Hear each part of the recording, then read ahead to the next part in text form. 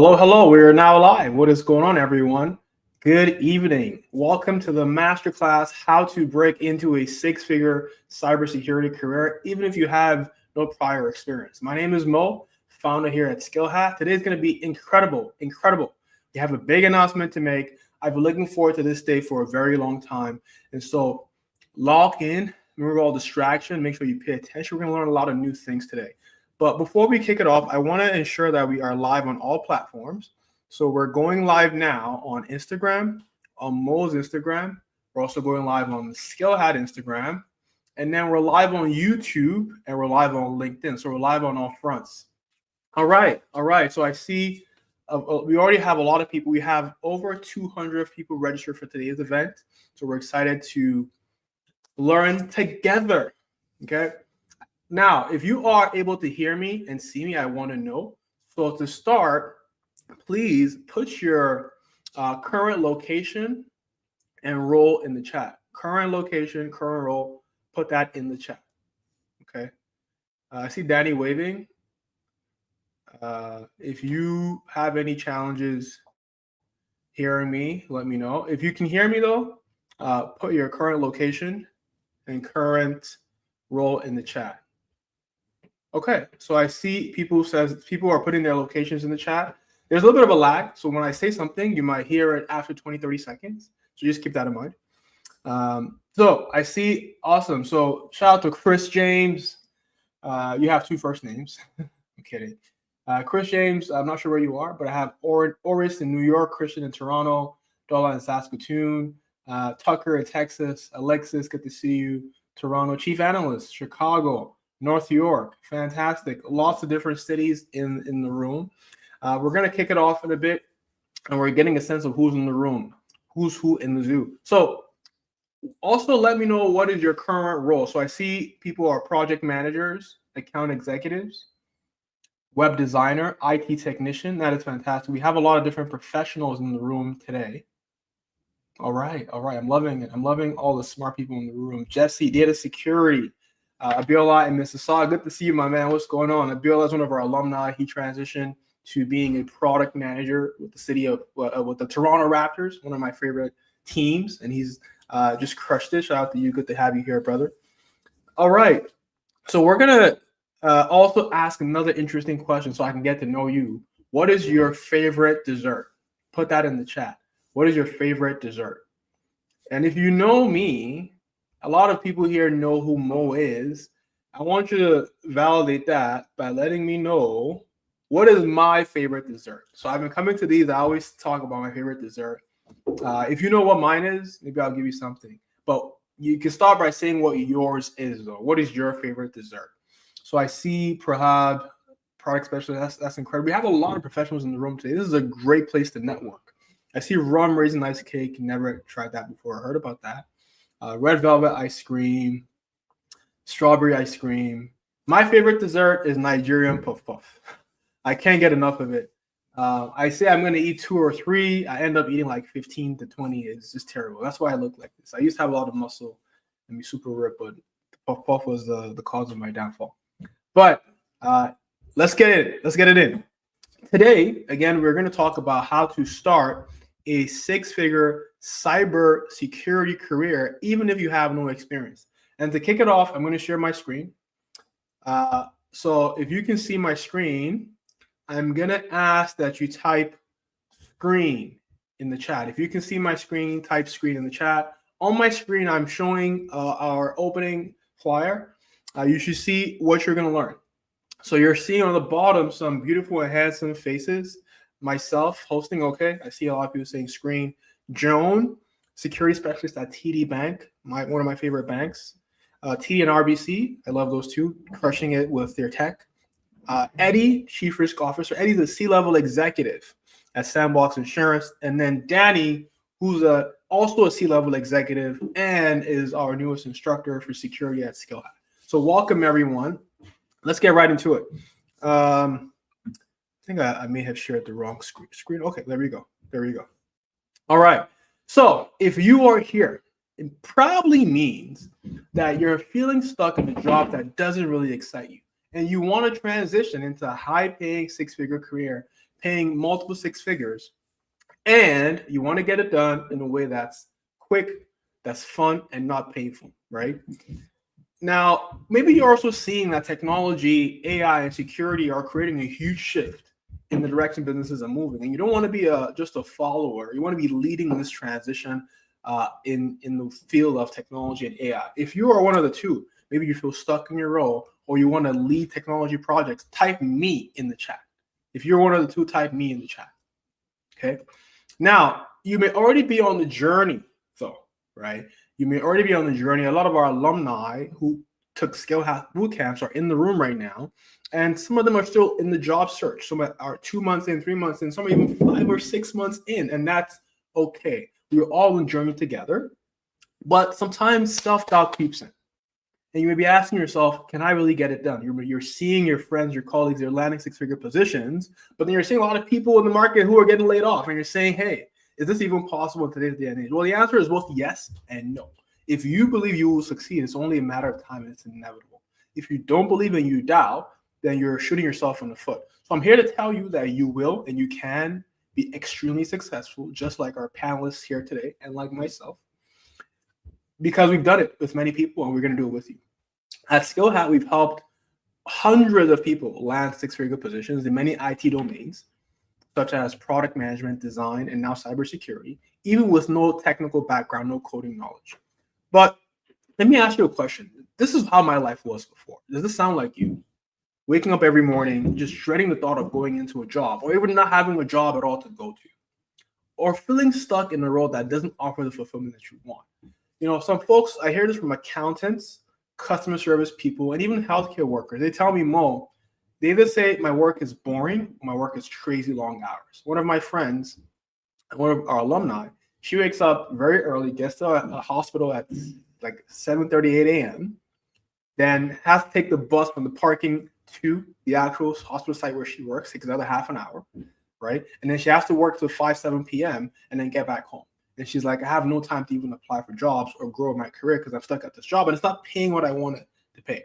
Lots of folks like this. And we are here to help you change that situation. Get remote jobs, paying multi-six figures. And people are saying, I don't want to work more hours. I'm already working tons of hours. I don't want to job stack.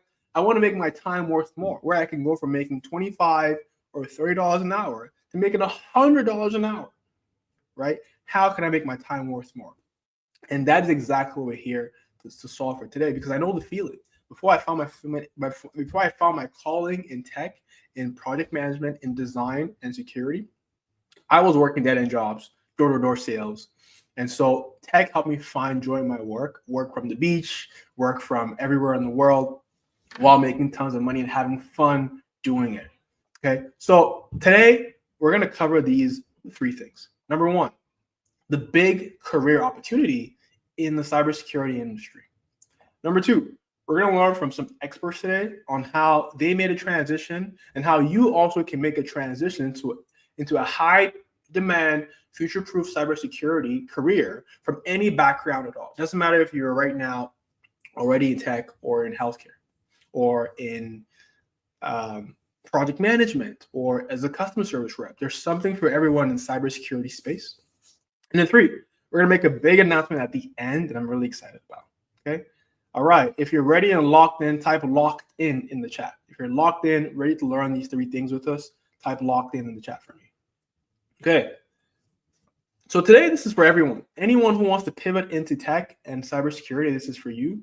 Or maybe you're already in the cybersecurity space and you want to land your next big opportunity. This is a great place to do that. So you might be wondering, who even is this guy? So my name is Mo. I'm the founder and CEO here at SkillHat. When I talk about how my story started with failure. I failed my dad, who was my role model, because when I came to Canada, I wasn't doing well in school because I was studying economics. It wasn't until I switched to tech that I started just crushing because I loved it. And so I always tell people, failure is not the end of your story, it's just the beginning. Also, you want to find what you have a passion for. And I parlayed that passion in tech and was executing multiple projects for my employers. I was working at Future Strategies. I worked with Microsoft. I worked with Heart and Stroke Foundation. And I became a VP of a $100 million company at 26 years old. This was me, used to go on stage, travel the world, talk about tech, for my employers and lead large teams at 26 years old. And then I kept growing. I became a VP in a $100 billion company at 29 years old. But while growing fast, I realized that a lot of my friends who I went to school with in university were not doing as well. And I said, well, you have great communication skills. You have great diligence. You're hardworking, but you're in the wrong vehicle. It's like, imagine you're an amazing driver. And unfortunately, you can only drive a Honda, right? And the Honda is a fantastic car, but there's a limit to how well you can drive and how fast you can go in a Honda versus that same driver driving a Ferrari or a McLaren. Now you're moving a lot faster. And so oftentimes we have the skills, we have the background, but we're in the wrong vehicle. One of the best vehicles today is the tech vehicle, cybersecurity, artificial intelligence, product management, etc. Because the work we do is extremely scalable. You could build a product for a company one time, but that product makes millions and billions for that company. And so the right vehicle of tech is what we want to get into today. Because of that, I've launched Skill Hat, which is a tech bootcamp that trains you in tech skills and puts you in tech jobs. And so today, we want to get into learning about security. Before that, I want to show you some incredible success stories, right? To let you know that if they can do it, you can do it too. I want to build your conviction. So at Skill Hat, this is a fantastic network. A lot of our alumni are in the chat. They work at companies like TD, Amazon, Loblaw, Spotify. You name it, we have someone there. Interesting experience last week. One of our alumni was interviewing with Interact, which is a fintech company, one of the biggest fintechs in Canada. He hit me up saying, well, I got an interview with Interact. I'm like, bet. I'm sure someone in the community works there. I posted a comment on Slack. Anyone work at Interact? We have an alumni who has a Scrum Master interview. In 5 minutes, someone says, yes, I worked there for 2 years as a Scrum Master. What's up? I'm like, well, perfect. Somebody else has a Scrum Master interview next week. Connected them together. The guy's about to get that job now. So networking is a big part of what we do because we have a strong community of successful people. One of them I want to highlight is Shade Reed. She went from making $30K a year to making $30K a month. Incredible story. When I met her, she had just left a bad relationship with her ex who took a lot of her valuables and belongings. She came to Skill Hat with her last dollar and transitioned from making $30K a year to $30K a month. Now she bought a Mercedes that you see on screen. She bought her first house in Lakeshore. This is almost impossible to do as a young Black woman in Toronto, Canada, to do these things if you're not in the right vehicle. Another experience I want to share is Ubong, who we want to bring on as a mentor with us. She was a lawyer before coming to Canada, and now she's a security professional in a very short time. If a lawyer can become a security professional, everyone knows that lawyers are not the most tech-savvy people. If she can do it, you can do it too. Ubong was Eddie's mentor. Eddie, you'll hear from Eddie today, one of our panelists on stage. Another one is Yashika, an Indian lady. They said if you have a strong accent, you cannot be successful in this country and lead teams. Well, she proved them wrong. Yashika came from India to Skill Hat's programs. Now she's an Agile project. She was a project coordinator and then moved up to being a Scrum Master at RBC Bank. We have Curtis. This one is special in my heart. Curtis was a plumber before he came to Skill Hat. And here's his video. I want you guys to build conviction, because if you don't have that renewal in your mind, then you're not going to believe that these things are possible. I'm going to play Curtis's video so you hear from him directly. So let's play Curtis's video. It's a 1 minute video. Let's check him out. So I'm going to share screen real quick. All right, let's refresh this. Let's hear from Curtis. Plumber, but he wanted to become a project manager. So he took our program, and here's his amazing testimonial. The last thing that Mo mentioned in the last class, it was a career coaching class. You said, apply for something in your expertise. What was I good at? Where am I a domain expert in? That's why I wanted to start. I wanted to land a full-time PM role. I utilized the tools you provided in the Google Drive. Simple as that. After we completed the course, I went through every document, everything you provided to us. Throughout our journey, I utilized the template and I mimicked that template for my resume. I feel really good where I'm in life right now. I'm in a good headspace. As I mentioned earlier, I have a work-life balance. I'm able to put my kids on the school bus in the morning.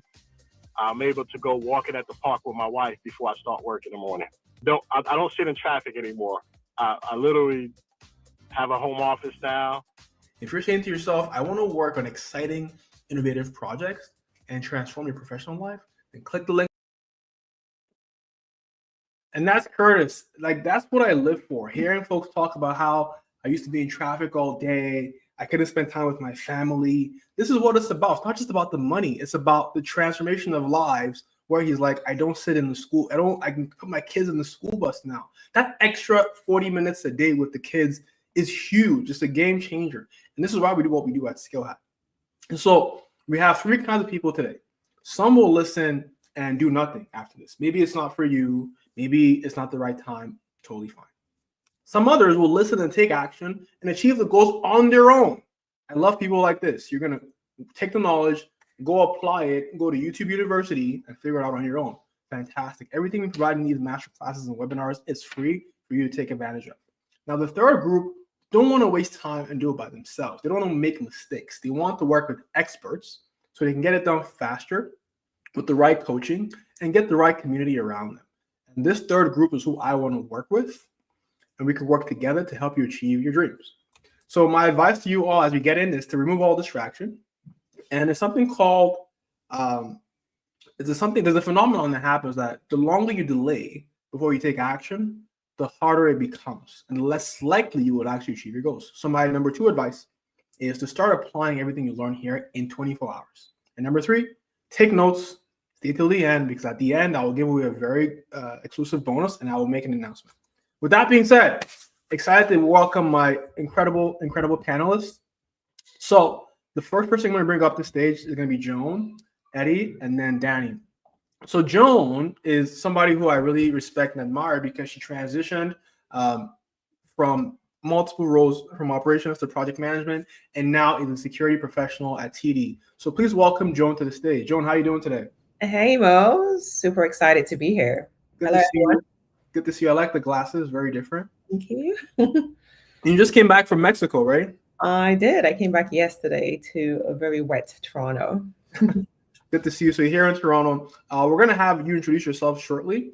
Let me bring on our next panelist. So our next panelist is Danny. Danny is a senior security professional who is also a security professor and now is one of our newest instructors for security here at SkillHack. Let's welcome Danny to the stage. Good afternoon, Danny, everyone. How you doing, Danny? Yep, I'm good. Thank you so much for having me. Thank you so much and welcome, everyone. Glad to be here. Really excited. Fantastic. And last but definitely not least is Eddie. Eddie is actually a C-level executive as well who runs a whole organization within Sandbox. Welcome, Eddie. Thank you. It's really nice to be here. Awesome. So for those in the room, if you can see all the panelists, just type something in the chat to let me know I can see the panelists. Type panelists in the chat. Let me know that you guys can see and we're all good. All right. So let's jump into it. So I'm going to ask you all to introduce yourselves. I'm going to start with Joan. So Joan, if you could walk us through your career journey, in 90 seconds, tell us about the key moment in your career that built your passion for security and how you actually got there. Absolutely. So like Mo said, my name is Joan Osu. I currently work at TD Bank as a cybersecurity specialist. And I feel like just a couple of years ago, actually during the pandemic, I was probably in the shoes of many people who are on this call, where I had a long-standing career in technology. I say non-tech, but more in the project management, the agile space. And I loved it. I had done it. I had led many transformations. I had worked with various teams. I'd worked in finance. I'd worked in telecoms and media, you name it. I had done it all. And then when the pandemic hit, like everyone else in the world, I was like, okay, what next? Like, what else is there with life? And I started to really question if I really enjoyed still doing the same projects I've been doing for many, many years, still doing the same kind of work, working for the same type of organizations. And the answer was no. I knew I needed something more interesting. I needed to go with the times. AI was coming up. There's so much innovation happening. And I just wanted to be part of that whole new world. And so I started doing my research, and cybersecurity came up, and like everyone, I initially panicked. I was like, but I'm non-tech. I've never been technical in my life. But then the more I researched into cybersecurity, I saw that there was the non-tech part of things, which is my world, which is what I really, really love. And I found that there was a way for me to be a part of the change that was happening in the AI, in the innovation tech space without being technical. And so that's where I said, okay, you know what? First things first, I need to figure out what my skills are, how I can apply it. Does this work for me? GRC was perfect. And that's how I started. I was able to carry over all of the skills and experience that I had from being a project manager, from leading agile teams, from working in all these various organizations, and applied to the new world of cybersecurity and find lots of spaces and opportunities for me. So yes, I am in cybersecurity. I love it. It's been great. If I can do it, everyone else can do it too. I love it. Thank you so much, John. We caught everything there. We're going to come back to deep dive into that story. Awesome. So let's go to Danny. So Danny, same question. Walk us through your story. How did you get to where you are today? What do you do today? And then what was the key thing that sparks your passion for the security industry? Right. So again, welcome everyone. Thank you so much, Mo. I'm Danny Anyag. I am a senior vice president for Iris, which is an AI company that's based in Burlington. I'm also their resident chief information security officer and a certified ethical hacker myself. Been in cybersecurity for about 20 plus years. I've worked with companies like Intel and Canadian Nuclear and OPG. Um, Basically, I've let a lot of security programs pass their audit, help a lot of companies cut their cybersecurity incidents in half. I also teach in cybersecurity and AI and have trained folks basically at the Department of Justice in the United States, Texas Instrument, and basically even the House of Congress. I'm teaching also right now different universities and colleges, UFT and McMaster's, to name a few. So the question was, what locked my passion, right, with GRC? Um, the ability of one email to bring down an entire company really struck a chord to myself as a consultant myself, and who actually have a practicing firm that I founded 10 years ago. I've seen a company really get crippled just by one smishing email, and that really that could, I would consider that flip the switch for me, if I say so myself. So because of that, I kind of gravitate towards helping people pivot into cybersecurity, especially in the field of governance, risk, and compliance. Because the truth is, really, you don't really need to be a hacker to have that six-figure cybersecurity career that Mo mentioned. You just really need the right roadmap. So here we are, and here I am to help you out.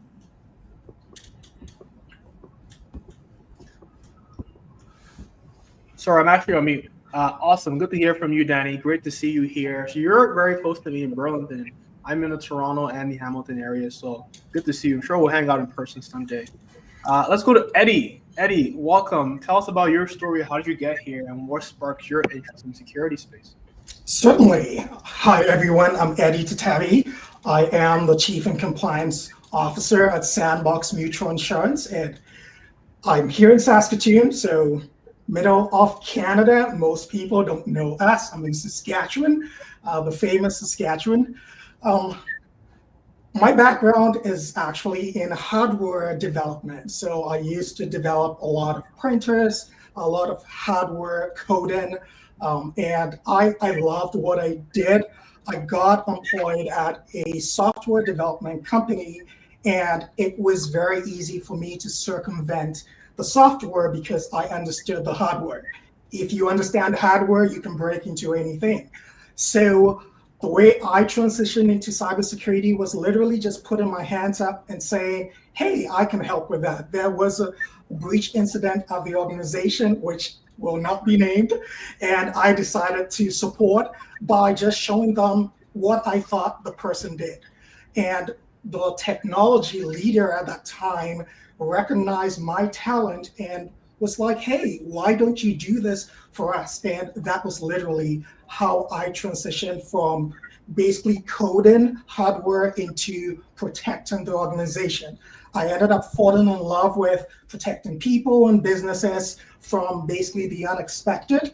And that is what has transitioned into my current role. So right now in my current role, I'm more of a strategic thinker. I anticipate and mitigate any sort of risk before they materialize. So it is cybersecurity, but thinking into the future, basically trying to imagine what could go wrong, and building today for all of that. So it's very dynamic, it's very engaging, and it's something that anyone can do because even though I do have a tech background, I have successfully helped people who don't have a tech background to transition just because of my experience. I had a technology leader who said, let's give him a shot. I had no certification, like zero. I had no certification, and I stepped into cybersecurity, and here I am today. Fantastic. Thank you so much for sharing that story. And congrats on your career growth. You've achieved what many struggle to achieve, which is growing to be a C-level executive. So good to have you here, Danny. So let's go back to Joan. So Joan, you transitioned from IT project management to cybersecurity. So two-part question, which is why did you make that transition and how? And I know you talked about it a little bit, but if you could talk about a little bit deeper into the why, anything you haven't said, but more importantly, how. Mm-hmm. So one thing that's always stood out for me in my career, and I've made many career transitions, I'm always future thinking. I'm thinking about what do I need to be in that would future-proof my income, my career trajectory. And so when the pandemic hit, like I was talking about, I felt like I had hit a ceiling within the agile space and there was really nothing more to do.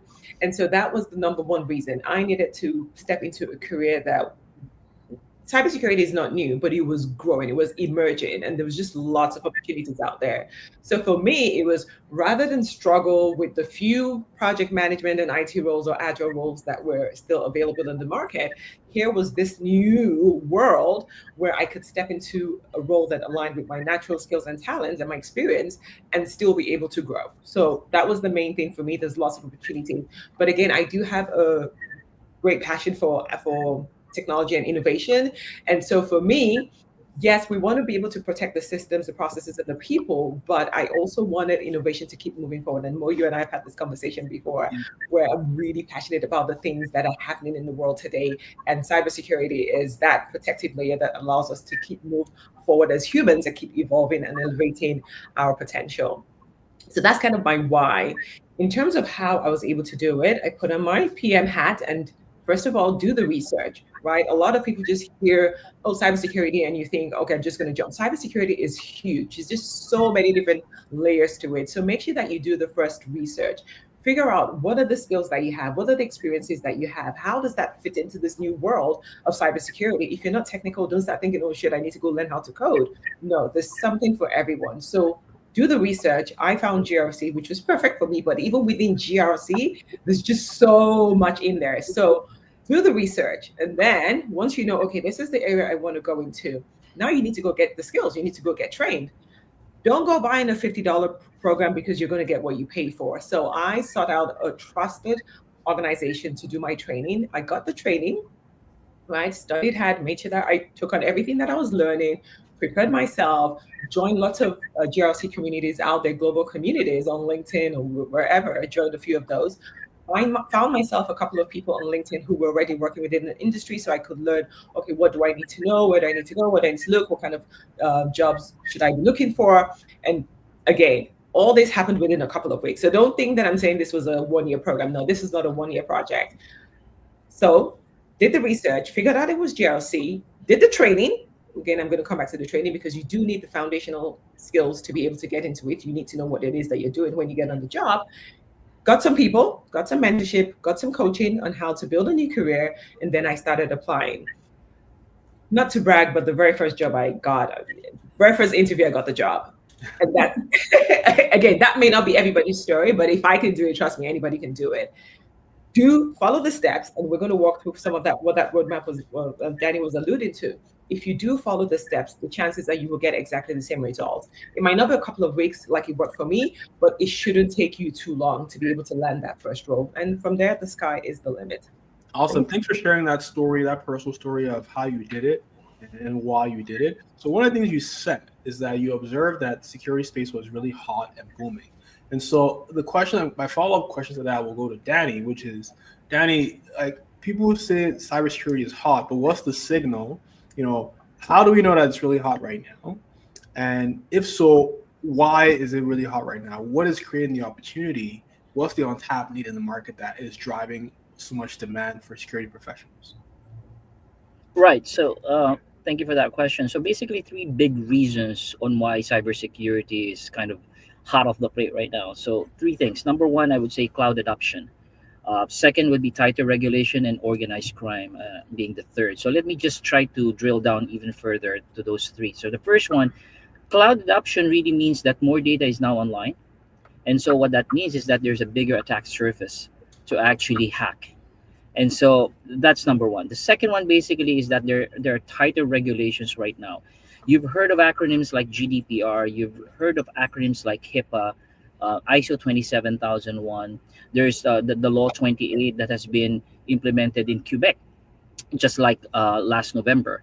So these regulations requires company underneath to actually implement the controls that should be in place. And if they're not able to do that, there will be a lot of penalties. So companies like, let me give you an example. So if you're a startup company and you've come up with a website and then you're trying to sell something, a product line online, and it so happened that there is someone in Europe that kind of purchased your product.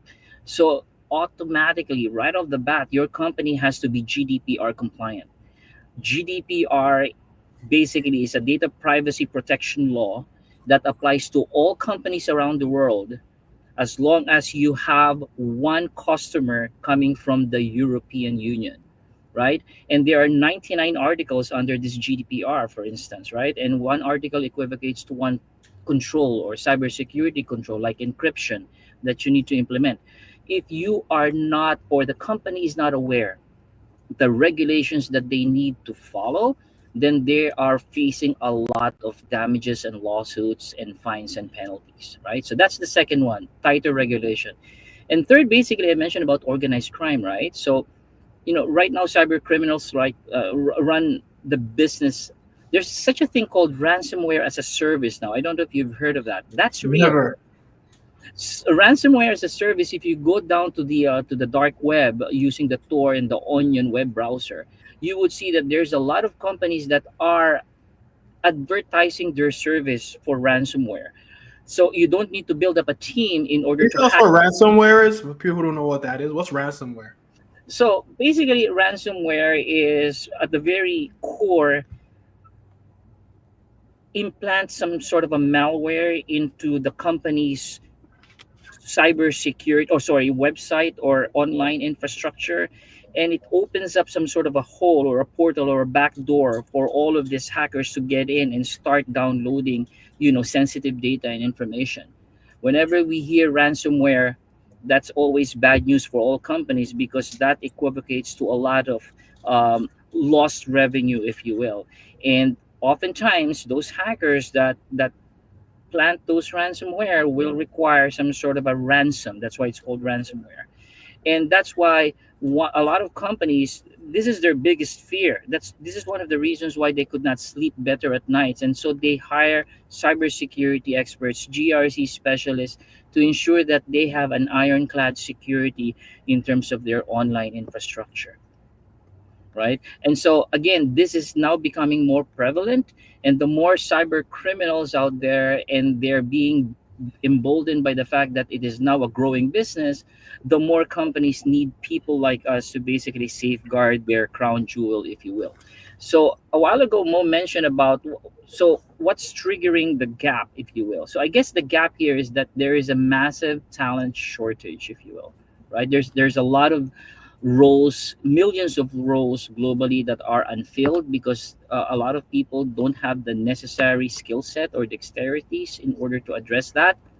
You have to understand that at the very core of all this thing, it's not just about the tech.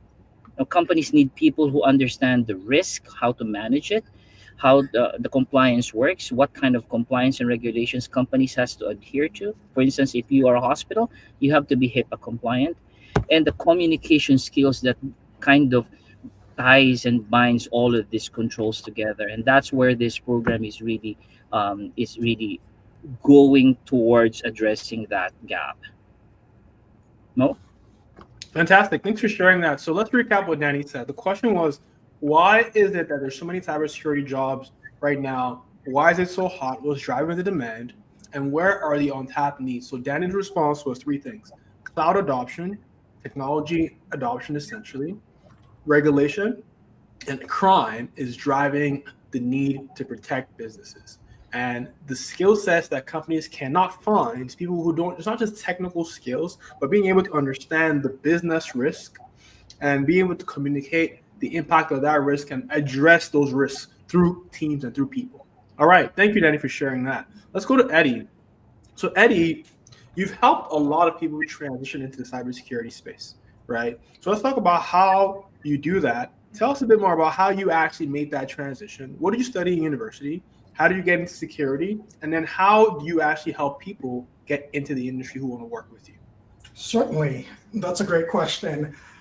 So I want to caveat this by saying don't take my university experience as the end all and be all, because I love school. So I've done a lot of studies in school. So don't take my example. So I did a computer science degree. I did a double major in computer science and math. I also did an electrical engineering degree. I have a master's in cybersecurity. I also have an MBA.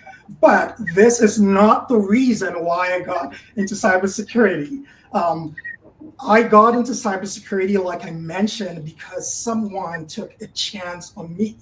That became my framework for helping others get into cybersecurity. Just like Danny said, there's a framework to this. If you follow the steps, there is a greater chance of success as long as you're following those steps. So in my case, I put my hand up and said, this is a cybersecurity incident that's taking place. My mom was a computer programmer. I've messed around with computers all my life. So I have a good idea of how to navigate things. I was able to support the organization. Following that, I took the certifications to ascertain the role that I had been offered. So for me, it was a little backwards. I got the role, took the certifications to ascertain that I could handle those roles. But it all started with someone believing in me. And this is why I think this program is very unique.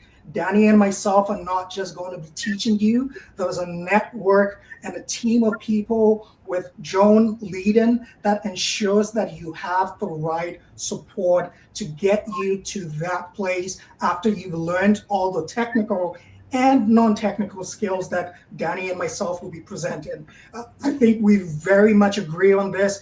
We understand the technical side of this, but there's also a basis of non-technical skills. You have to know how to communicate. You need to know how to put your hands up and say, hey, this is what I can do. This is the limit of my skill set, but I'm ready to learn. And those are some of the things we will be presenting to you in this class, because it's not just about being technical, it's also having those soft skills and being able to communicate and insert yourself in the right position to get that right position that you desire.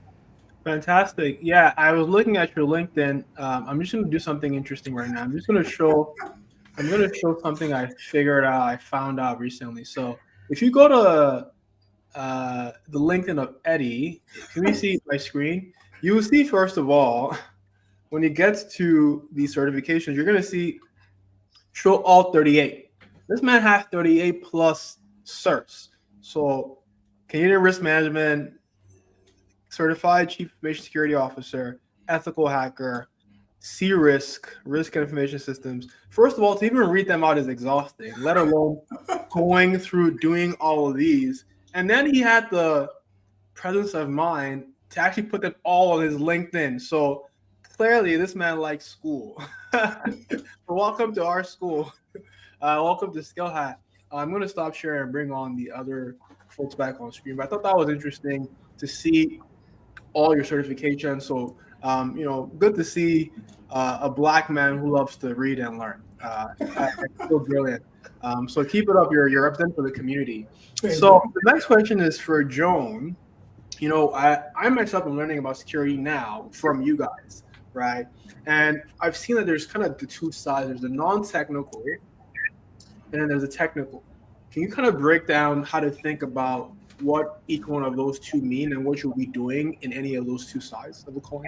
Absolutely, great question. So I'm going to use the analogy of a house. So if you think of cybersecurity as a house, the GRC, which is the non-technical part of things, are the people who ensure that the house is built the right way, built according to the plan for the city, right? The house is insured. You're constantly inspecting it to make sure that it still conforms to whatever the initial design and plan was. So GRC is more around the policies that you need to put in place, the risk assessments, like Eddie and Danny were talking about, being able to conduct audits, being able to communicate, being able to ensure that there's compliance, being able to adopt a new framework and make sure that people are adhering to it. So there's no coding required, there's no hacking required. It's more around the strategic thinking, being able to communicate, being able to lead security programs as well. It's a lot of talking, a lot of thinking. My world, love it. And then if you think about the tech side of the world, for those who like the technical side, so ethical hacking and pen testing and things like that, these are the people who are constantly trying to break into that house that you've built. And not to break in to destroy, but just to test to make sure that the windows are locked. We have the alarms in place. We have everything that we need to protect the house so the house stays as we designed it to be. So they will be the ones to simulate real world attacks like Eddie, break into it and then say, hey, I was able to break into this. Maybe there's some things that we need to put in place, some controls we need to put in place to make sure that we're able to secure our system before the bad guys do. I know people always say being hacked is not a matter of if, it's a matter of when, right? So these guys go forward and make sure that we're able to plug any loopholes that we have, any vulnerabilities within the systems before the bad guys come in. So that's kind of how I think about the tech and the non-tech. They both require very different skill sets. They work together, but very different skill sets and very different mindsets of thinking. Thanks for sharing that. I love metaphors like that that make it easier to understand. And I've seen how important security is as a business owner myself and as a huge consumer of technology. I mean, recently ChatGPT was down for like 10 minutes, and I was thinking to myself, "Oh my God, why is it down? Like, I need to." I was getting ready for a meeting, and I was so pissed off. But I'm like, it's only 10 minutes. Why am I so fussy? And then I left to go to Claude, which is another AI tool, and I thought to myself, "Oh my God, if ChatGPT actually went down consistently 10 minutes every day, a lot of people will leave that product and go to their competitors, right? So it's so important today for huge, and ChatGPT is $100 billion company, right? We've seen companies like Meta get fined 1.3 billion euros for non-compliance in Europe. Recently, Equifax lost $1.7 billion in the US due to a privacy breach. And so the huge risks are there from what I'm seeing. And so understanding how to protect the business on the technical side and the non-technical side is critical. I love the metaphor of breaking into a home versus designing a home in the first place. But I like that. Lots of folks in the chat are saying that they enjoy that metaphor. So let's go into the non-technical side of things first, Danny. So, Danny, Joe mentioned something called GRC. What exactly does that even mean? And can you break down, if I was a GRC specialist, what I would be doing day to day in cybersecurity? Sure. So GRC stands for governance, risk, and compliance. So the first part, governance, is basically asking the company, are we doing the right things? For instance, if it is a hospital and they have client information, are we putting layers of control to ensure the privacy of our client data? That's the governance piece. The second part of the GRC, which is risk, is about asking the question, what could go wrong? So preemptively, you're doing a risk assessment of the critical assets of your information security infrastructure, and you're trying to figure out who would be the threat actors, who would be the threat, what will be the threat vectors, and once we know how these bad actors are going to compromise our asset, let's put in controls before that happens. So risk mitigation is applied even before the actual hack happens. The third part is basically compliance. So compliance is asking the company, are we following the rules? Right? So if you want to be HIPAA compliant, like I said, if you're a hospital, you need to be HIPAA compliant. So under the HIPAA catalog of controls, there are about 186 technical controls every hospital has to implement at the minimum. So if you are a GRC specialist, your role is to be that champion within that hospital in ensuring that the hospital is compliant with the HIPAA by having all of those controls implemented and working. So if you take a step back, I want you to think of a GRC as the business backbone of cybersecurity. The business backbone of cybersecurity. And I like Joan's metaphor a while ago, and I would like to also attempt to come up with a simple metaphor. So you've heard of hackers and vulnerability scanners and pen testers or penetration testers. So what they do test the locks, right? But the GRC specialists, basically they write the rules, they train the staff, and that they ensure that there's accountability in terms of risk, in terms of governance, in terms of compliance. And so John put it very aptly when saying that this is a non-technical aspect, although there are some technical minor things that you've got to understand, but for the most part, this is a business backbone of cybersecurity. Thanks for sharing that. I love how you guys are very direct, clear, and concise at the same time. So, who should be considering getting into this? And anyone can answer here. Like, if I'm hearing all these things from Danny, Joan, Eddie, how do I know if I should even consider getting into GRC and if I will be a good fit for the GRC opportunity? Who would like to answer that question? I think Joan should start because you you would set the. I feel like you set the tone better, and Yeah. I'll continue. John's a rock star in this one. Yeah. I wanted to say everyone, but again, maybe it's not for everybody. But I think it's something for everyone.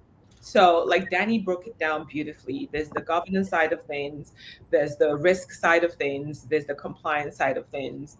If you love data, there's something for you. If you love strategic thinking, there is something for you. If you like to do audits and reporting, great. If you like to do awareness and training, fantastic. There's really something for everyone within the GRC space. Again, if you want to be super non-technical, there's roles that are completely non-technical. If there are also roles that need some minor level of technicality. Whatever your thing is, there is something for you. And again, if you're just someone who's like, okay, you know what, I don't even know where I fit in, there is something for you too, right? And that's why we're here as well, to be able to guide you, looking back at what are some of the things that you like doing naturally? What are some of the skills that you already have? And what are some of the experiences that you bring to the table? And with that, we can work with you to map out a direction, a starting point for you at least to be like, this is my third role within GRC. I've only been doing it for a year and a half, right? So you can keep moving till you find what it is that really, really works for you. Perfect. I knew you were going to say something brilliant, Joan. To add to that, the way I define it is this role is for someone who shows up. All you have to do is to show up. And just like Joan said, a framework will be mapped out for you based on your skill set, based on what works for you, because you have to be doing something you love. You have to be involved in something you really enjoy. And that's where Joan excels at what she does. So that's all I have to add. Everything she said. Awesome. Just checking out. Can you guys still hear me? Yeah. Okay, Yep. cool. So we have a bunch of comments in the chat. I've been sharing them. We have Shade saying she's so excited to learn a little bit more about this. We have Stephanie saying Joan explained it so well.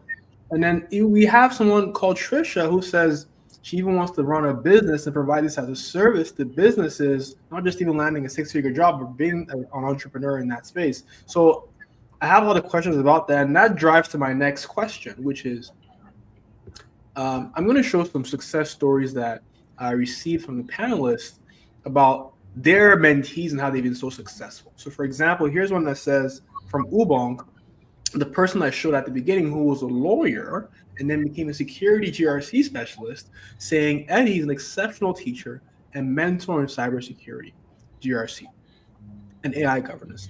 He simplifies complex concepts, making them easy to understand and apply. So this is Ubong who was successful. We have others, and then we have one from Daddy as well, from Raj, who is now an AWS consultant and a security expert. talking about how Danny was a great professor. So Danny and Eddie, you have a lot of success stories under your belt, but what have you observed as the difference between those who succeed in landing great security roles and those who don't? I'm going to go to Danny first on this one. Is it gonna be me first or Yes. What have you observed? Okay, right. So right. So definitely certifications matter, right? But mindset, matters even more.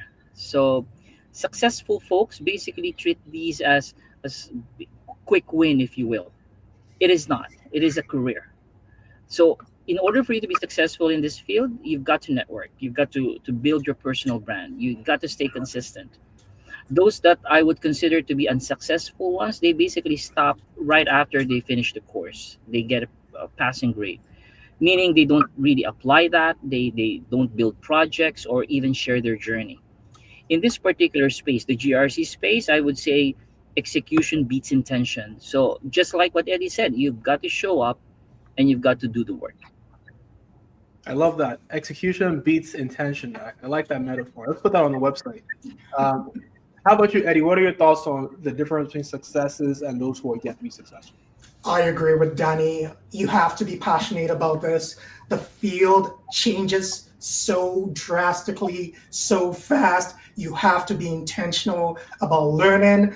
You have to find yourself in the right support and community, which is something great that SkillHat offers. I have been on Slack. I did see that testimonial that Mo spoke of with regards to that person from Interact. It wasn't Slack. He was not making that up. There is a community that supports you during COVID. I was part of a lot of Discord communities, just supporting a lot of people around the world. So you have to join a community. You have to show up. You have to be present and growing that knowledge and doing the work, basically. So. Awesome. So for success, we're saying it's the same method that we always preach at SkillHat. Get the skills, get the certification, and then you need to get the hands-on experience, do projects, do volunteer work, start where you work. Like Eddie's just started where he was working. He just asked for the opportunity, did the project, learned on the job, and then even got certified after, right? So just go do the work. And then the third thing is you become marketable through your resume, interview skills, and then just keep networking. Thank you. So with that being said, this is the part I'm extremely excited about. I have an announcement to make, and you probably have figured it out by now. I want to start off with a very funny quote from one of the community mentors. He was a leader at Shopify, runs his own startup now, says, in 2025, if you're still putting proficient in Microsoft Office on your resume, you're cooked. It's like saying, I have a pulse. We need to upgrade our skills or watch the world move on without you. I've been upgrading my skills even at my level. I've been learning security a lot in the last few months with these guys, from these guys, and learning about AI a lot. And so with that being said, we have a big announcement. Drum roll. If you haven't figured it out, this is it right now. SkillHat is launching today, officially as of this moment. We're now live with our Cybersecurity GRC Bootcamp. This is very exciting. Through SkillHat now, you can launch your career in cybersecurity, governance, risk, and compliance. Get paid to protect businesses because guess what? A cyber attack happens every 39 seconds. We've been in this room for about 45 minutes. We've had 45 attacks around the world as we've been here. And so your job is to protect that. And with AI and evolving regulations, the demand has never been higher. It's only going to keep going higher. I was looking at the data. Right? So right now, cybersecurity is the number one growing field in the world, only after AI and nursing. Now, a lot of us don't want to go become nurses. We are all learning AI. And so I'm making the point that this is a safe bet to invest your time, energy in learning. Okay, so shout out to the group, my team at SkillHat. Over the last 8 months, we've been putting together a fantastic, incredible program to help a lot of us transition into cybersecurity GRC. We also are launching another cybersecurity program in ethical hacking and penetration testing, which is even the more technical piece. we're going to kick it off for you guys with the non-technical so that we can start learning about the frameworks, learning about how to drive the projects. And as we start doing the work, we start to learn the technical pieces. So congrats to all of the SkillHat alumni, future students who are going to be coming into this program. I cannot wait to help you become successful. In the last, I'm going to say 3 to 4 weeks, we've seen just under $1 million in job offers because we've helped, I think, 7+ people land great jobs. Every time somebody lands a great job through SkillHat, I always pour a glass of champagne. I actually ran out of champagne for that reason. So today I'm pouring a glass of red wine to say congrats on everyone who's going to take this program and change your lives. So let's talk more about exactly what we're going to be learning today. But first, my little sip of wine to say congrats to you on your future success. Awesome. So let's jump in. Like the group said, like the speaker said, there's 2 big opportunities right now. 1, protect businesses. And 2, right now, every business today, 75% of businesses, 75% of all businesses across the world are trying right now to implement artificial intelligence and new technologies as we speak. So this work will happen with or without you. But these businesses cannot just adopt AI without being compliant with regulation. Think about the hospital. They can't just put data of their patients into ChatGPT and say, show me all the trends. They have to do it in a compliant manner. They also have to protect themselves from adopting AI tools that put them at risk, right? We've seen people put their data into systems and then they get hacked, and then that third-party risks affects other businesses. And so that is the opportunity right now. Businesses are trying to adopt AI. And I'll give you another quick story. I went to my doctor for a checkup recently, and she's asking me all these questions saying, Mo, how are you doing? You're looking good. You're looking fit. And I'm like, thank you, doctor. And she's asking me other questions like, I heard you had a headache. You've been stressed with work. And I look at the doctor and I realized that, or I remember, as we all know, doctors have terrible handwriting, right? They're scribbling and scribbling, but she's not writing any single thing. And I'm thinking, are you even listening to me? You're not writing anything down. This is serious. And I realized she has an AI note taker beside her that's taking notes in real time and transcribing what I'm saying and what she's saying and giving her real-time diagnosis. But she could only get that implemented in her hospital because they had a GRC team, a compliance team, and an AI team to help them implement this technology. And that's what we want you to do. We want you to continue driving this innovation of AI by ensuring companies are compliant, by implementing these GRC policies, right? And so this is a great skill set to learn so we have helped a lot of people become BAs at SkillHat, project managers, product managers. We're encouraging you all to come back and learn these compliance, GRC, risk management skills as you also learn the AI skills with us. Now, we know why it's a good career, massive demand. Right now, the data shows that the global vacancies will be 3.5 million in jobs that there's no skill sets for, that they can't find people for. Crazy, right? The numbers, the salaries are great. You don't want to know how much Eddie and Joan and Danny are making right now. They're minting cash because it's a competitive space. So the top earners, we've seen median 102K, and the highest earners are making $300,000 a year plus. This is data from the U.S. Labor Bureau. We're seeing that the growth rate is about 33% between now and 2030. So we're only going to see a lot more requirements and growth in the security role because of the rapid adoption of technology and AI, like Danny had said. And then last but not least, you see today, Danny is a CISO, so Chief Information Security Officer. Eddie is the CRO, Chief Risk Officer. The cybersecurity opportunity allows you to advance and grow. So you grow from analyst to officer to manager to director to VP to where Danny and Eddie are in their careers. And so there's opportunities for consistent growth. I saw this on one of the, I think this was payscale.com. This is incredible. A level 7 earner in security at Amazon can make up to $764,000 a year after stock and base. So not only is this a role that will keep growing, it's also lucrative. And so let's talk about what you guys are going to learn in the program. I'm going to bring on Danny, Eddie, and Joan back to the stage briefly. So the first thing is governance, which is how you align the business security efforts with the business goals. So this is more on strategy, leadership, and people. And then you're also going to learn about risk management, how to identify where the business may be exposed as they adopt new technologies or with the existing tech stack, and what can go wrong and how bad could it be. To be honest, I had no idea what Danny said today. Danny said that if you have a product and you launch that product and you have customers in Europe, you're now being exposed to European law and GDPR.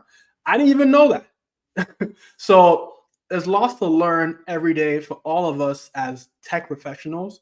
And we want to be the experts learning about these compliance and risk rules. And the last thing is compliance, making sure that depending on your industry, if your business is in healthcare or your employer is in finance and banking, you have PCI compliance, knowing the rules and helping our businesses stay in line with the rules to avoid getting in trouble. Okay, so this is what we're going to cover in the course. Now, once you're done with this program, the roles you can get, you can work in any industry. You're going to see titles like governance-focused titles like the GRC analyst or GRC program manager. For a lot of us in the room who are BAs, project managers, here's a great role for you. Now, those of us who come from a risk background, who work in insurance, for example, you can get into a security risk analyst or a risk and compliance manager, as well as a compliance analyst, etc. Now, a lot of us come from accounting as well. So if you have an accounting background and you've done audits, you could become an IT auditor or a security audit specialist. So there's something for everyone. And here's the best part. This is the team. So if you've learned from these guys today, these are your instructors. So I'm excited to welcome officially on air Eddie and Danny to Skill Hat. So Eddie and Danny are lead instructors in our security program. Tons and tons of experience. And not only are they experienced, they also want to help and they've been helping lots of people. So we're glad to welcome you all to Skill Hat. And then we're going to have Joan as your mentor. So Joan will be helping you all in terms of what happens after Eddie and Danny train you, how to actually land the job. So we have a lot of steps from there because the skills are just the first step. You have to get hands-on experience, which I'm going to talk about shortly. And then you have to have your resume correct to speak in security terms, show your transferable skills. You have to be able to interview effectively. So you see how Joan can come on stage to a room with 80 people and share her experience and motivate people. She's going to transfer that excitement and that energy and that skill set to you, right? And so welcome again to the team, our security team here at Skill Hat. Like I showed some success stories in the past. There's a lot of those. And we'll also connect you with the alumni from Danny and Eddie, who will also be coming into the program to tell you how they also did it and landed great jobs at top companies like Amazon. Now, here are the 4 gaps we want to help you guys fill through this program. First is the skills gaps, the technical skills and the soft skills, the tools and certifications. We're going to talk about that later. Then we want to get you hands-on experience. This is my favorite part of this new program. I'll share how we actually will guarantee you a position in the program to get experience. The third gap you need to fill is becoming marketable, ensuring that your resume is working for you and your LinkedIn is bringing you jobs. One of our alumni in the chat, Shade Reed, who is on the BA side, she doesn't apply for jobs anymore.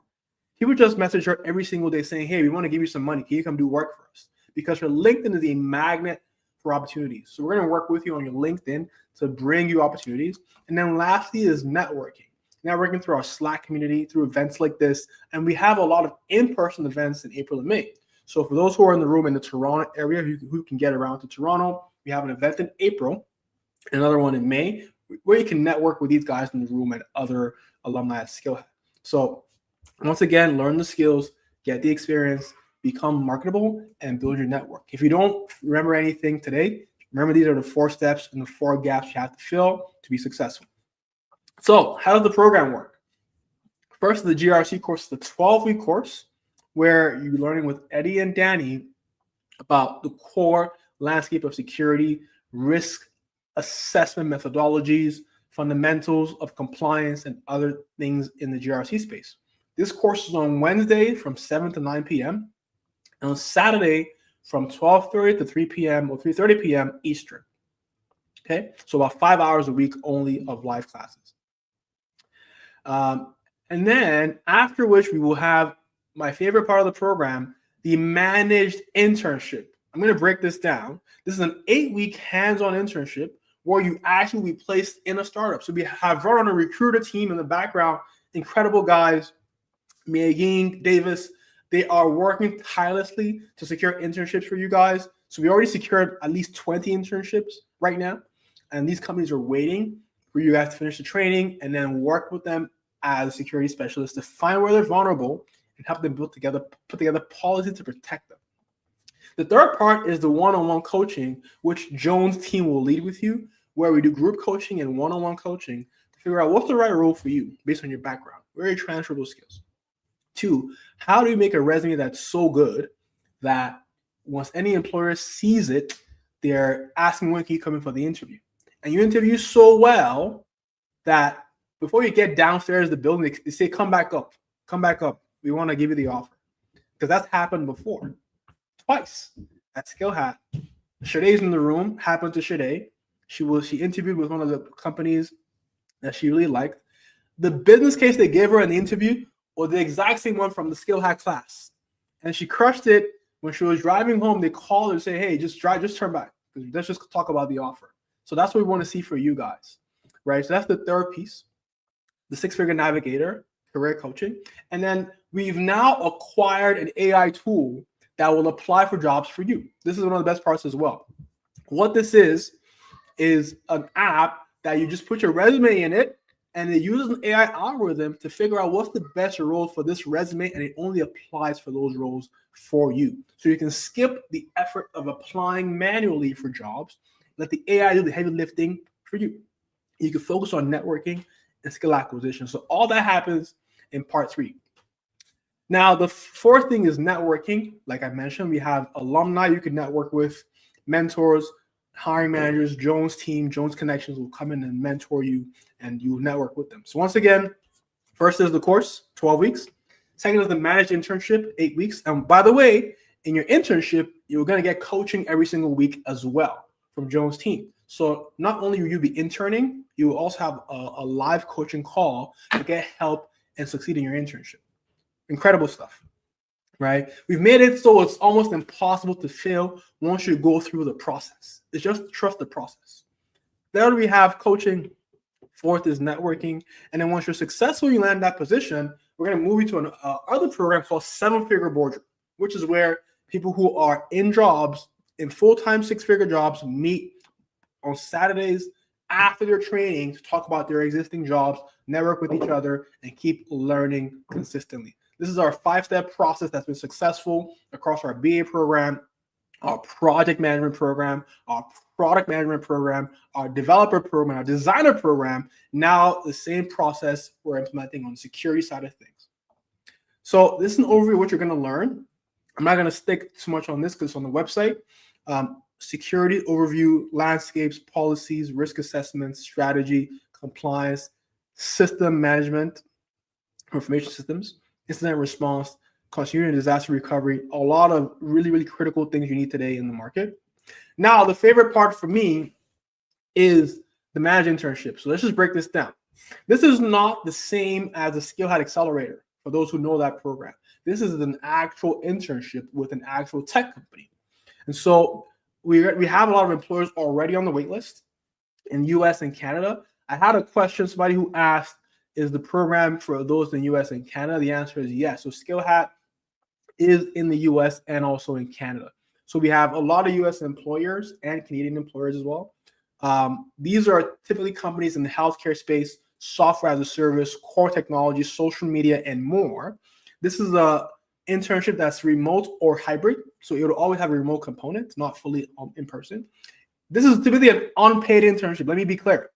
It's going to be mostly unpaid. You might have the off chance of getting a paid internship, but a lot of these are unpaid. And you might ask, Mo, why would I go work for free?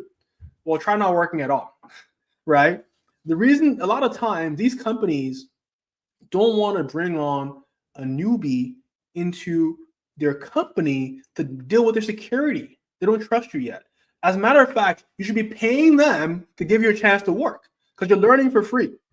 or you're learning with them rather. And so they're taking a risk on you because now you're gonna find where they're vulnerable. You can sell that information to somebody else who wants to get that info. And so we have to secure these companies and let them know you will be trained highly, and you will have coaches like Joe to help them manage their security. So this is typically an unpaid internship, part-time, 20 hours a week, plus or minus 5 hours, for about 8 to 12 weeks. So this is the second part of the program after the training. Any questions on this, please let me know, put it in the chat. So let's take some questions already. Questions. I'm seeing some amazing positive comments. Thank you, Harrison. We're always growing, as you should be.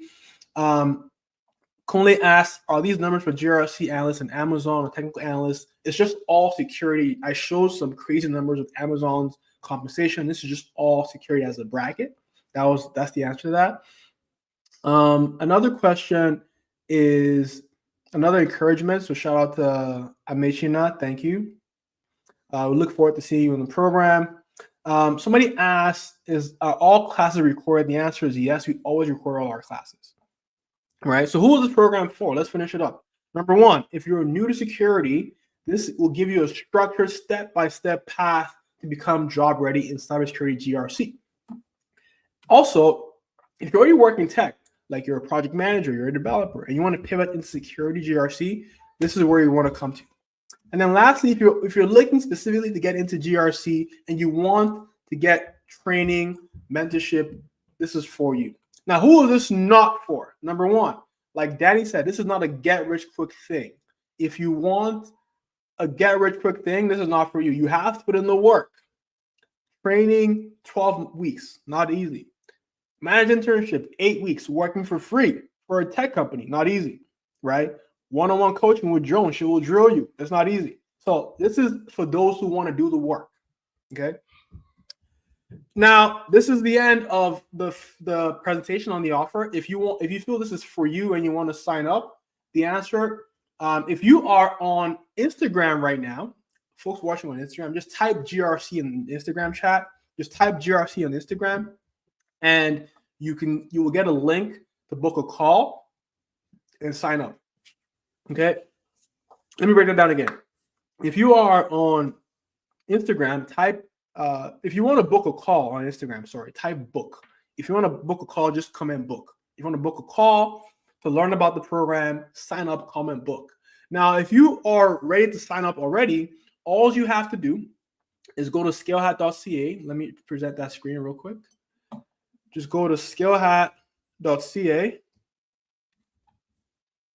and you'll see in the courses Security GRC, and you can learn all about the program from here. Let me stop. Let me take off this comment real quick. It breaks down everything you're going to learn, the managed internship, and then you can just register from the page. Go to scalehat.ca. Now, if you want to learn more, you want to book a call, we have our team at ScaleHat, our learning advisor team, Sam, Mitchell, fantastic guys.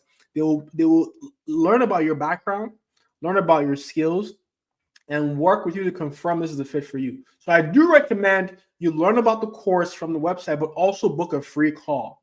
Click book a free call here. You get asked a few questions. Please answer correctly.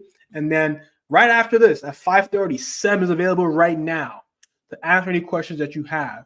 So book a call with Sam. We have a few spots. We have 4 spots tonight to book a call, only 4 spots.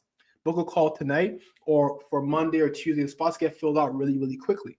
Once this recording is done, we're going to send this announcement to 20,000 people.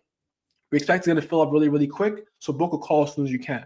So I'm going to put the link in the chat right now to book a call. And if you are on Instagram, you should be able to just type book in the chat to book a call or type GRC in the chat to learn more. Say it one more time. If you are on Instagram, just type book to book a call or GRC to learn more. If you are on LinkedIn or YouTube, I've now put the I've now put the link to book a call and learn more in the chat. Okay, so check the website to learn more. And of course, you get the AI tool for free once you enroll this week.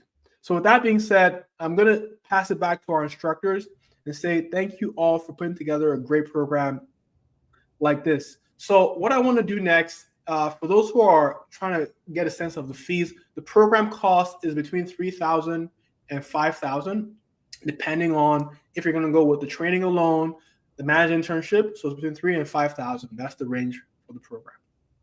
Okay, now let's go back to the panelists and we'll close off real quick. Let me start with Danny. So Danny, if you're starting your career again today and you had access to a guided program like this with experts, and also if you had a managed internship, coaching, how would that have changed your journey so far? Danny, I think you're on mute. If you're on mute.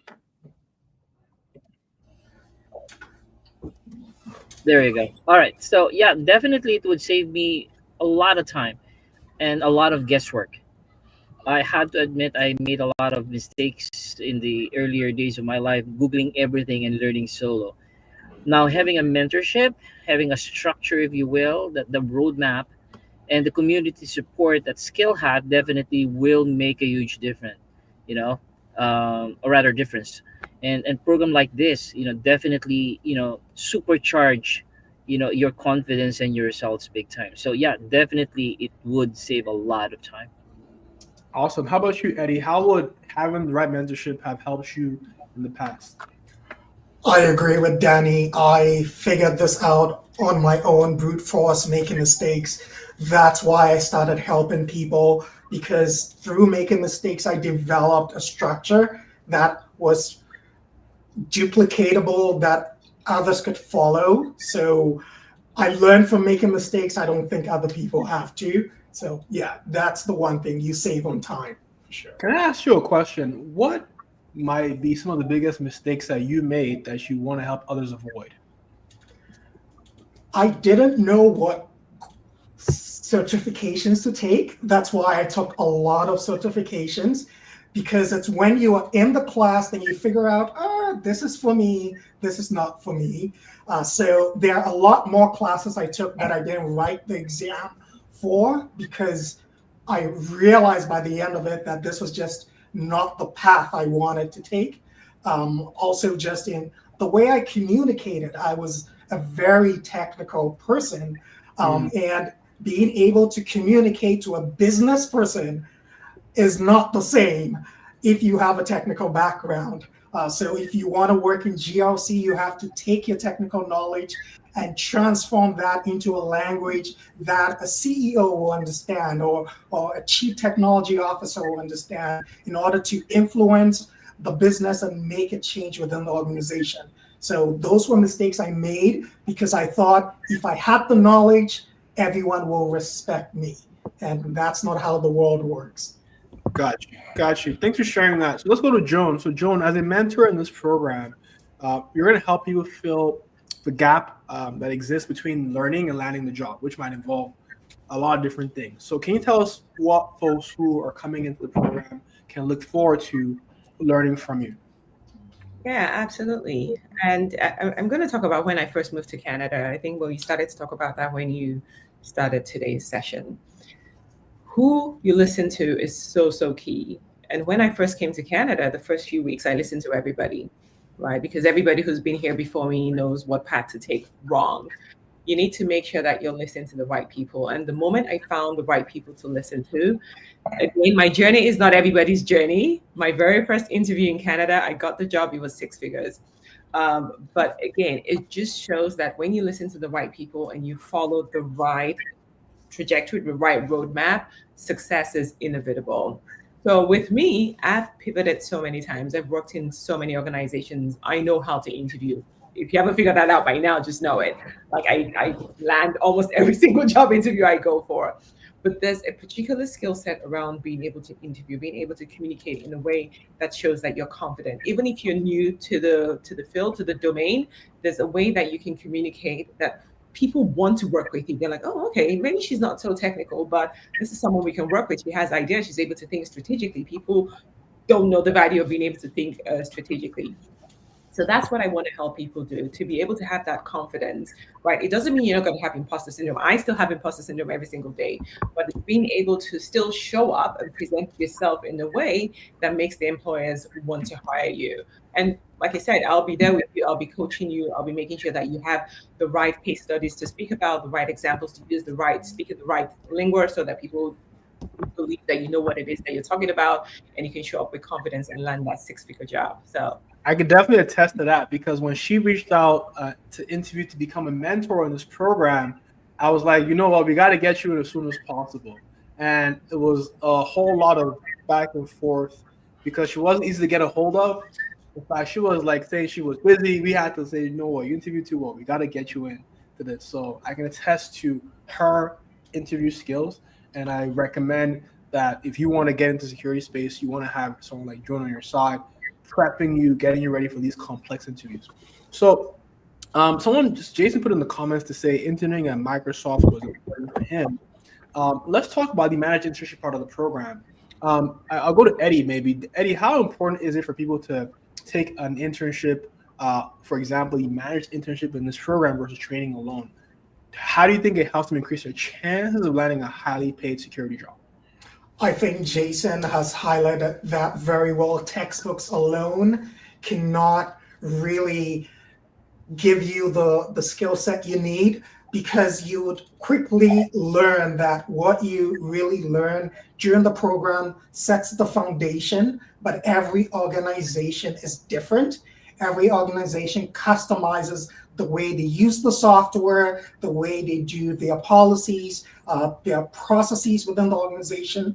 And the more experience you have at this, the better you are in interviews. You're able to speak to direct experiences. You're able to give a lot of, I would say, you're able to give positions, and you're able to point to things that are relevant to an interviewer in a sense, because technical knowledge is not practical all the time, and organizations work in different ways. That's why this program has this piece that I think is really important for you to get involved in, because you would have that hands-on experience to apply the things that Danny and I will be teaching you. We will give you some case studies from our day-to-day lives, but being able to do it and support an organization, you get that instant feedback right away that you can use on an interview for sure. Thanks for sharing that. Let's go to Danny.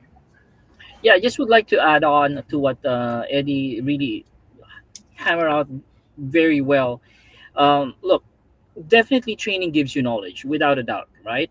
But internship give you stories, and stories get you hired, right? So the managed internship somewhat bridges the gap between the theory and the real world impact. You get to apply what you've learned, build confidence, and add actual experience to your resume. That's what recruiters are really looking for. Not just what you know, but what you've done. And that managed internship brings home that point. Awesome. And let's finish it off here to ask Joan. So, Joan, if someone was listening today and they want to go from wherever they are into a cybersecurity GRC role, any role in cybersecurity, what is the first mindset shift they need to make to do that? You're not starting from zero. I think the biggest fear for a lot of people is, I'm not technical. I don't know anything about IT. I don't, like I have 20 years in accounting. You are not starting from zero. And there's nothing that says you need to go start from an entry level role, right? Like we've talked about all of today, all the skills that you already have is valuable. It's just being able to map that to a role that you're actually going to enjoy within the GRC space. And that's why we're here.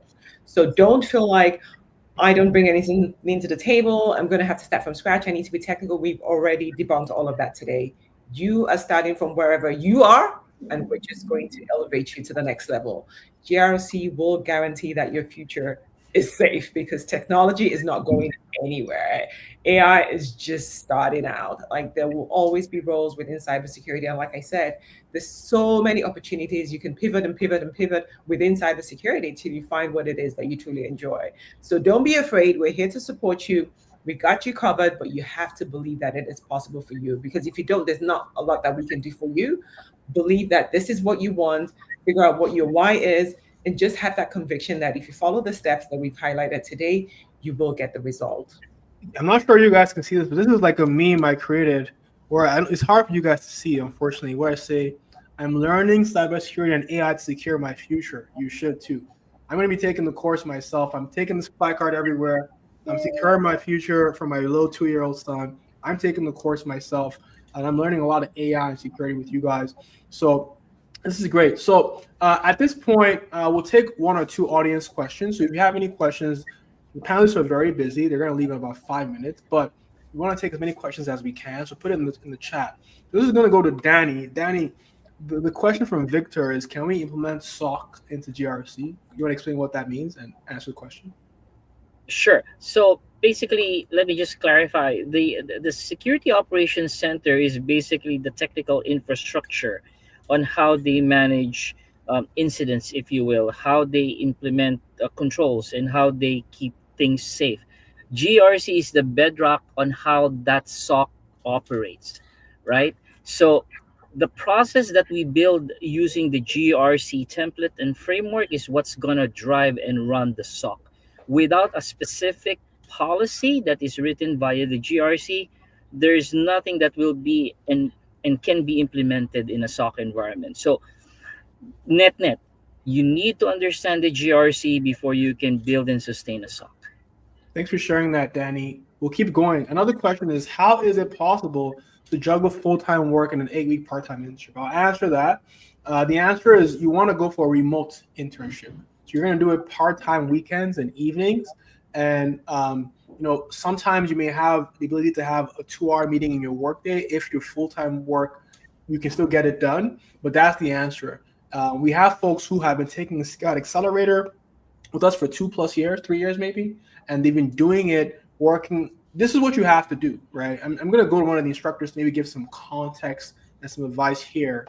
Anyone who have any experience doing a side internship to be able to advance to a future role while they're in a current role? Anyone want to share any experience there? Sure, I can go because I have clearly taken a lot of school whilst in my role. And I think Mo touched on exactly how you do it. You have to be very good at managing your time on the weekends, in the evenings. I have kids at home, so being able to manage that and also manage my family life was very important to me. So you have to be intentional about planning your time for sure. It's not easy, which is why we say you are showing up for this because you really want to do it. It's not a get rich quick scheme. There's some hard work involved, and all of that is actually very attractive to recruiters as well. You being able to manage your time well. Exactly, right? So for example, here's a script. Say you've done an internship for 8 weeks, 2 months while working full time. You're probably working 60 hours a week at that point. So when you go to interviews, people always get scared, like, how will I tell the next employer that I had 2 jobs? It's all about your story. You want to tell the story of, I was working in customer service, for example, or working as a project manager, and I wanted to improve my security skills, but I did not have that opportunity at my current job. So what I did was I had a part-time job, which is evenings and weekends, which did not put any risk on my current job.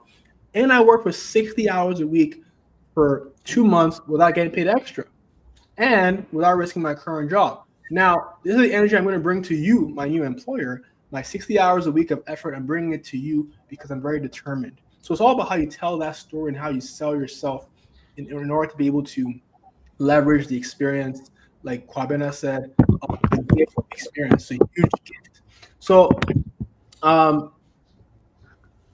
here's the final question we're going to take. Anyone want to take this one? Is it possible to transition from HR to security? Are there parallels with both pipelines or paths? Who wants to take this one? Well, I can attempt. So it depends on what part of HR you are. Again, every part of HR is valid, but even if you were just on the recruiting side of things, right, being able to ask the right questions, right? One of my first jobs in cyber was maturity assessment. We were assessing to see if we were following the NIST framework. So just being able to ask questions to stakeholders, being able to search for information, being able to put documents together. There's just something for everybody. And on my team right now, there's a lady who's just moved from HR into my team. So it is possible. You get started somewhere, and then as you learn more, you can choose to pivot into a different area of cyber. So for sure, all the skills that you have in HR will fit right in. Thank you. Just one more quick one. What is the difference between ISSM and ISSO? Who wants to take that one? I'll Go take ahead, that Andrew. one. So, information security manager, information security officer. So the officer reports to the manager.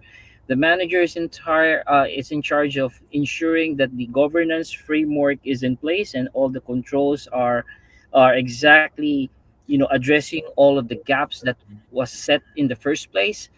The officer is the one that makes sure that they implement that. So they're the boots on the ground, if you will. Rather, while the ISSM is the one managing this group of ISSOs. Which one's more senior? The ISSM? Manager, yeah, Okay. the Okay. ISSM. Sharing that. Okay. Another question. Would you recommend going after certifications or getting hands-on experience first? I don't think it matters, to be honest. I think it's the opportunity you have in front of you. So I would say take the hands-on job experience and learn how to, in a sense, speak well in interviews, because for most of my certifications, they were paid by my employees. So if you can get the role, then have your employer pay for your certification, that's a bonus.